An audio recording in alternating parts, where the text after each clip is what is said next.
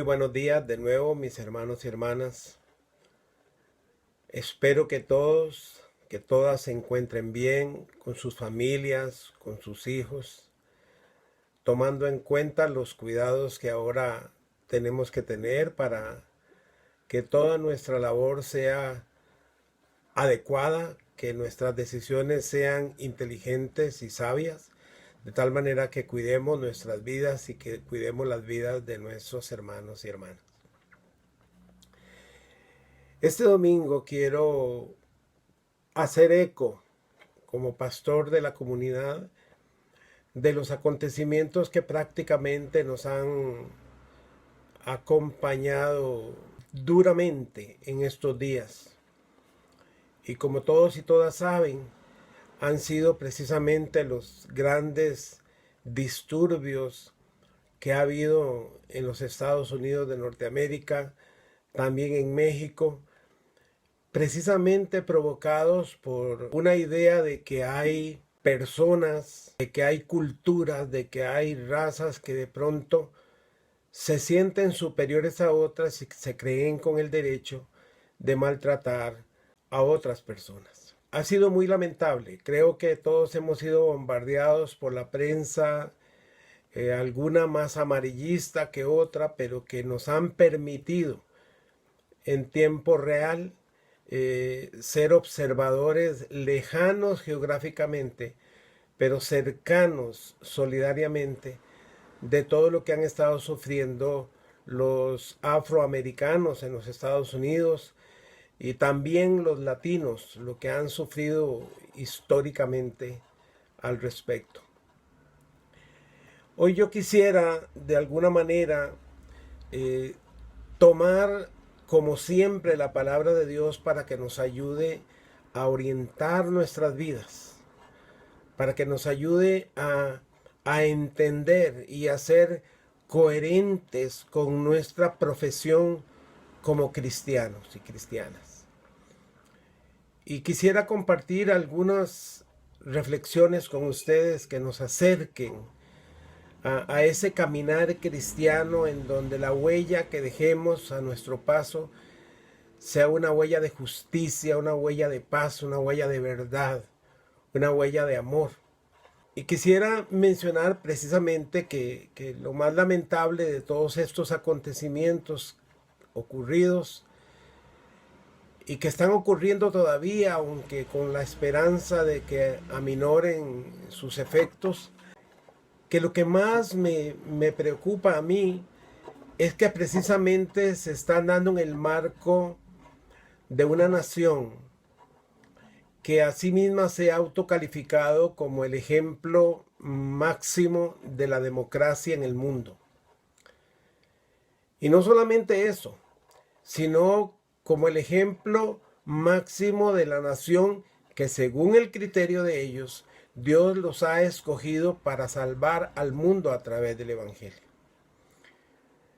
Lo que se está dando en los Estados Unidos no solo se da en los Estados Unidos, también en otros países de Europa y América Latina se dan. Es el subaprecio o desprecio deliberado de unas personas por sobre otras. Y generalmente, aunque no en todos los casos, se da en el contexto de una nación o de una sociedad que se autodenomina cristiana. Y a mí me llama la atención que ¿de dónde sale esa idea?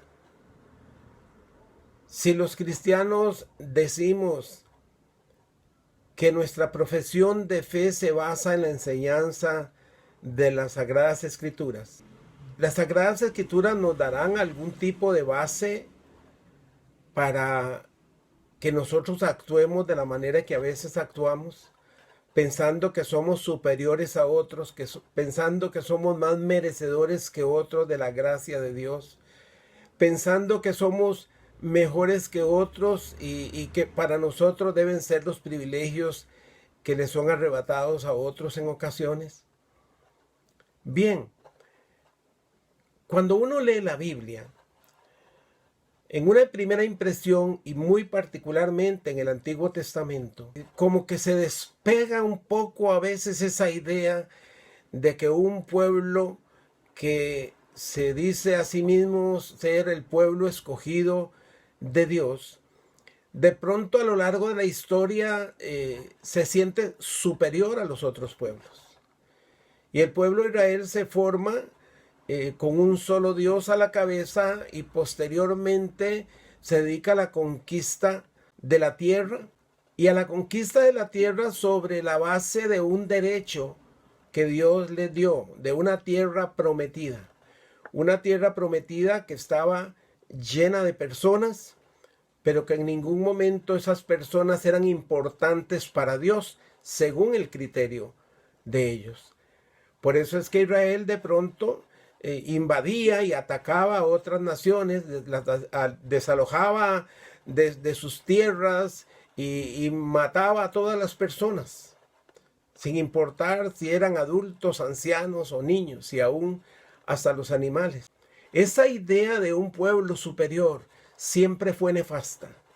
Esa idea de que Dios está con nosotros, y como Dios está con nosotros, nosotros podemos ir en contra de otros que desde nuestra percepción no están con Dios, y esos otros pueden ser aniquilados y estaríamos haciendo una gran labor de contribución a la voluntad de Dios. En realidad esa percepción es equivocada. En el Antiguo Testamento generalmente no nos garantiza lo que Dios dice, sino lo que los hombres dicen que Dios dice. Porque los libros fueron escritos por personas que en el momento preciso de escribir ya creían que su Dios era un Dios superior a los otros dioses, que su nación era más importante que las otras naciones y que su derecho era más importante que el derecho de los demás. Precisamente por eso es importante para nosotros que nos autodenominemos como cristianos seguidores del mensaje de Jesús. Porque la aparición de Jesús en el mundo vino a corregir muchos de esos pensamientos horrendos que se tenían antes acerca del valor de mi persona y el valor de la otra persona. Y desde el punto de vista del mensaje del Evangelio, no da para pensar en razas superiores a otras, en culturas superiores a otras, en personas superiores a otras, porque el mensaje de Jesús vino a corregir todo eso. Jesús vino para hablarnos de la igualdad, de la dignidad, del respeto mutuo, de la mutua esperanza, de la mutua superación de todos los seres humanos, sin importar la raza, la cultura, el sexo, el color de la piel, la posición económica. Jesús vino para restaurarnos a todos y para ayudarnos a todos, y a veces para ayudarnos a sobrevivir los unos del pensamiento de los otros. Cuando vemos en la Biblia, en realidad me llama poderosamente la atención que el apóstol Pablo fue uno de esos que dejó ver en algunos de sus escritos la no posibilidad de que seres humanos se sintieran superiores a otros. Y él dice en algún momento en Gálatas 3, 27, 28 de la Nueva Versión Internacional: porque todos los que han sido bautizados en Cristo se han revestido de Cristo. Ya no hay judío, ni griego, ni esclavo, ni libre, ni hombre, ni mujer, sino que ustedes todos son uno solo en Cristo Jesús. Obviamente esto se da dentro del marco ya de una fe cristiana que venía a lo largo del tiempo siendo desarrollada y elaborada. Y lo que Pablo entiende es que en Cristo Jesús los seres humanos se unen y en esa unidad se pierden las asimetrías. En esa unidad se pierden esos privilegios de algunos que se creen superiores a otros. También dice Pablo en otra ocasión, en Gálatas 2:6, en cuanto a los que eran reconocidos como personas importantes, aunque no me interesa lo que fueran, porque Dios no juzga por las apariencias. Esos tales, los que se creen muy importantes, no me han impuesto nada nuevo. Y reitera en Efesios 6:9, y ustedes, amos, en el marco de las relaciones obrero-patronales y familiares, ustedes, amos, correspondan a esta actitud de sus esclavos, dejando de amenazarlos. Recuerde que tanto ellos como ustedes tienen un mismo amo en el cielo y que con él no hay favoritismos.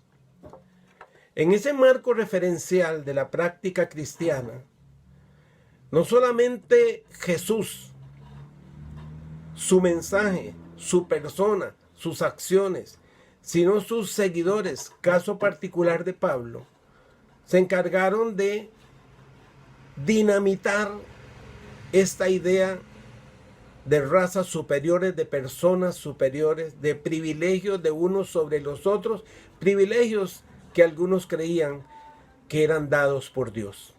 ¿Cuál era la situación que Jesús se encontró cuando vino? Se encontró situaciones de injusticia social muy grandes. Se encontró situaciones de injusticia religiosa también enormes. Porque ¿qué era lo que pasaba en el contexto social, socio-religioso y político de su tiempo? Los judíos no aceptaban a los samaritanos. Los ricos despreciaban a los pobres porque los consideraban pecadores y por eso era el resultado de su pobreza. Las mujeres eran relegadas en la sociedad como ciudadanas de segunda categoría. Los varones eran los que mandaban todo. Los paganos eran señalados por los cristianos como no dignos de la gracia y de la esperanza cristiana. Los gobernantes maltrataban a los gobernados. Este era el marco referencial político, económico, religioso del tiempo de Jesús. ¿Qué es lo que nosotros tenemos hoy como cristianos y cristianas que intentar enderezar con nuestra vida, con nuestros pensamientos, con nuestra proclamación? En primer lugar, vemos que en el marco de la misma fe cristiana, las oportunidades paulatinamente se fueron abriendo para todas las clases toda clase de personas. El mismo Pablo, siendo primeramente un perseguidor de los cristianos, experimentó la oportunidad de la gracia, del arrepentimiento y de una nueva visión del mundo. Por otro lado, de pronto ahí en el desarrollo de la predicación se encuentra a Simón el mago, un taumaturgo popular entre la gente que hacía también milagros a través de la magia y que fue llamado también y que se le abrieron oportunidades de reivindicación difíciles para Simón porque en un momento dado él quiso aprovecharse del evangelio para tratar de llenarse los bolsillos de dinero, pero que posteriormente experimentó la bendición de la gracia y del perdón de Dios. Tenemos también la experiencia de Felipe y el etíope eunuco. El etíope, un hombre de una raza diferente, de raza negra, de cultura diferente, que era un eunuco, un hombre que había sido mutilado para que fuera servidor de una reina. Y a ese hombre, que posiblemente con esas características hoy algunos cristianos lo despreciarían, Dios le dio también la oportunidad de conocer la palabra y de ser orientado para encontrar respuesta a sus inquietudes espirituales. Nosotros vemos en la Biblia que esos enfermos que eran calificados de alejados de Dios por causa de su enfermedad y de su pobreza, eran sanados y reivindicados por Jesús. Posteriormente también por el ministerio del apóstol Pablo y sus colaboradores. Vemos cómo una persona como un centurión romano, que era servidor del poder en ejercicio, era parte del imperio aplastante que dejaba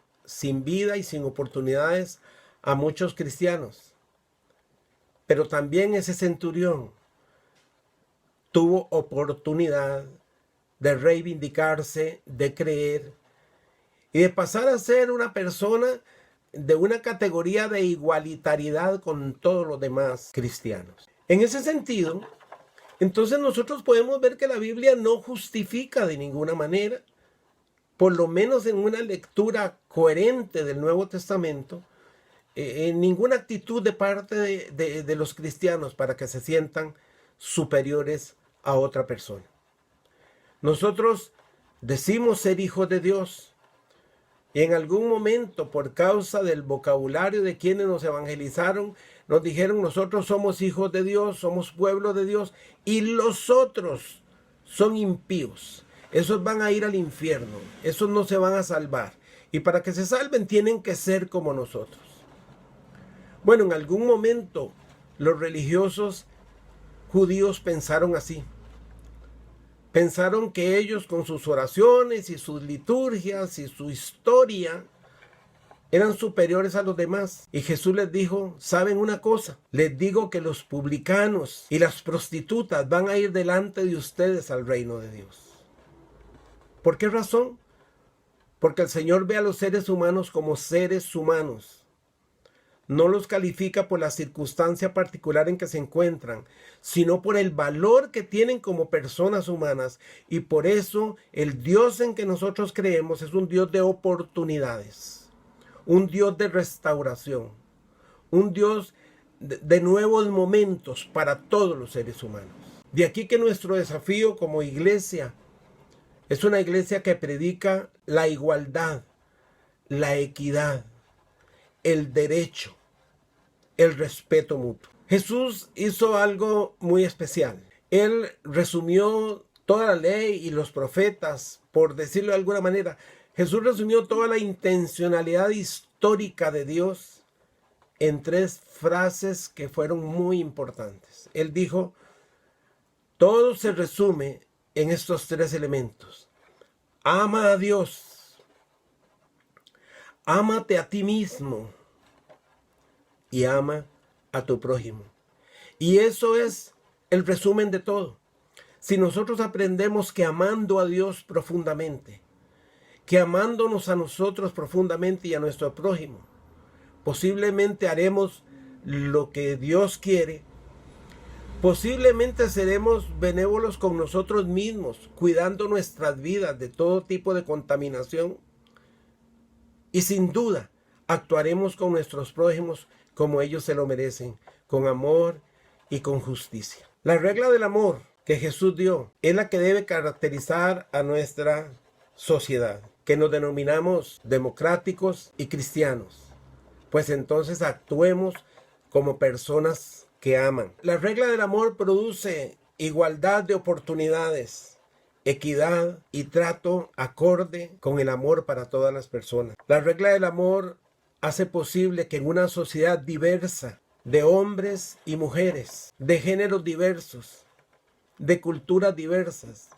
de capacidades diversas, de situaciones económicas diversas, en una sociedad así podamos todos vivir en paz, en tanto que el respeto profundo de unos con nosotros y por los otros y las otras sea nuestra consigna principal. Hermanos y hermanas, en el nombre de Jesús, esa es mi reflexión del día de hoy.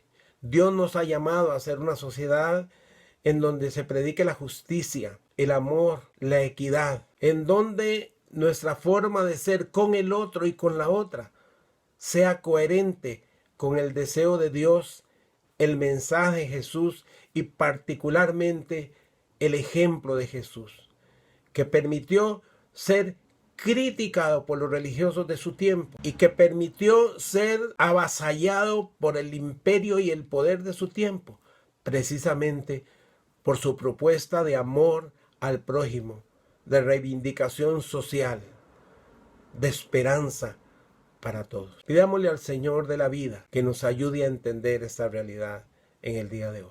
Gracias, Señor. Gracias por darnos la oportunidad, como una pequeña parte de tu gran pueblo, de poder asistir momentos que son tristes como los que estamos viviendo.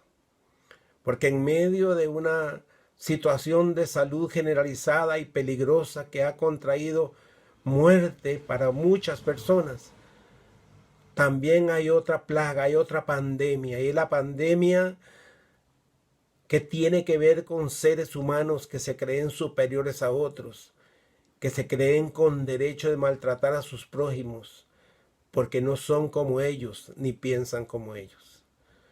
Ayúdanos como pueblo cristiano a quebrar esas lógicas nefastas que tiene el mundo, aún esta parte del mundo que se considera democrática y cristiana. Que tu Santo Espíritu nos dé la sabiduría y la inteligencia para entender tu gracia. Lo pedimos en el nombre de Jesús. Amén. Hermanos y hermanas, nos vamos a estar viendo dentro de un tiempo.